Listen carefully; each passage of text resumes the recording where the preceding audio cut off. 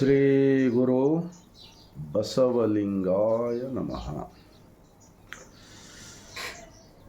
ವಿಶ್ವಗುರು ಮಹಾತ್ಮ ಬಸವಣ್ಣನವರನ್ನು ಸಕಲ ಶಿವಶರಣರನ್ನು ಎನ್ನ ಹೃದಯ ಮಂದಿರದಲ್ಲಿ ನೆನೆಯುತ್ತಾ, ಭಾರತೀಯರೆಲ್ಲರಿಗೂ ಬಸವನಾಡು ಅನುಭವ ಮಂಟಪ ಬಸವ ಕಲ್ಯಾಣದ ಭೂಮಿಯಿಂದ ಇಡೀ ಭಾರತ ದೇಶದಲ್ಲಿರ್ತಕ್ಕಂಥ ಸರ್ವರಿಗೂ ಈ ಮುಂಜಾನೆಯ ಶರಣು. ಒಂದು ಮಹಾತ್ಮ ಬಸವಣ್ಣನವರ ವಚನ. ವೇದ ಶಾಸ್ತ್ರದವರ ಹಿರಿಯರೆನ್ನೇನು, ಮಾಯಾಭ್ರಾಂತಿ ಕವಿದ ಗೀತಜ್ಞರ ಹಿರಿಯರೆನ್ನೇನು. ಇವರು ಹಿರಿಯರುಗಳೇ, ಯಾಗ ನಟ್ಟು ವಿಗಪಾಣರು, ಇದರಕ್ಕಿಂತ ಅಧಿಕ ಸಾಧಿಸಿದವರೇನು ಕಿರಿಯರೇ. ಇಂತು ವಿದ್ಯಾ ಗುಣ ಜ್ಞಾನ ಧರ್ಮ ಆಚಾರಶೀಲಗಳು ನಮ್ಮ ಕೂಡಲ ಸಂಗನ ಶರಣರು ಸಾಧಿಸಿದ ಸಾಧನೆಯನ್ನೇ ಸಾಧಿಸುವುದು.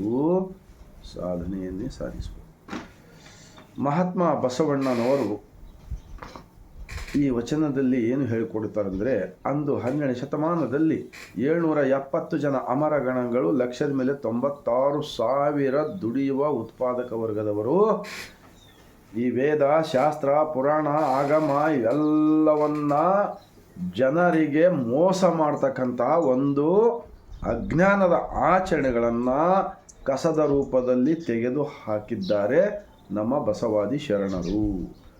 ಆ ಎಲ್ಲ ಶರಣರು ಅರಿವೇ ಗುರು, ಕಾಯಕವೇ ಕೈಲಾಸ, ದೇಹವೇ ದೇವಾಲಯವೆಂದು ಒಪ್ಪಿಕೊಂಡು ಅಂತರಂಗ ಮತ್ತು ಬಹಿರಂಗದಲ್ಲಿ ಶುದ್ಧಿಯನ್ನಾಗಿಟ್ಟುಕೊಂಡು ಇಡೀ ಜಗತ್ಯವನ್ನೇ ಮೆಚ್ಚತಕ್ಕಂತಹ ಒಂದು ಲಿಂಗ ಆಯತ ಧರ್ಮ ಸ್ಥಾಪನೆ ಮಾಡಿದರು.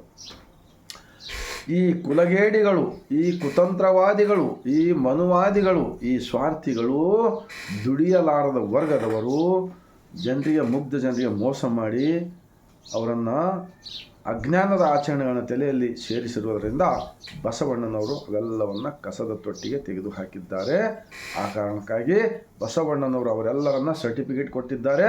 ನಮ್ಮ ಕೂಡಲ ಸಂಗನ ಶರಣರು ಸ್ವತಂತ್ರ ವೀರರು, ಧೀರರು, ಶೂರರು, ಅಂದರೆ ಸರ್ವ ಸಮಾನತೆ, ಸಕಲ ಜೀವಾತ್ಮರಿಗೆ ಲೇಸನ್ನೇ ಬಯಸುವ ಒಂದು ಮಹಾನ್ ತತ್ವ ಕೊಟ್ಟಿದ್ದಕ್ಕಾಗಿ ಅವರು ಎಲ್ಲರಿಗೂ ಕೋಟಿ ಕೋಟಿ ಶರಣಾರ್ಥಿಗಳನ್ನು ಹೇಳುತ್ತಾ, ಸರ್ವರಿಗೂ ಈ ಮುಂಜಾನೆಯ ಇಡೀ ಭಾರತ ದೇಶದಲ್ಲಿ ಇರ್ತಕ್ಕಂಥ ಸರ್ವರಿಗೂ ಮತ್ತೊಮ್ಮೆ ಬಾಗಿದ ತಲೆ ಮುಗಿದ ಕೈಲಿಂದ ಶರಣು.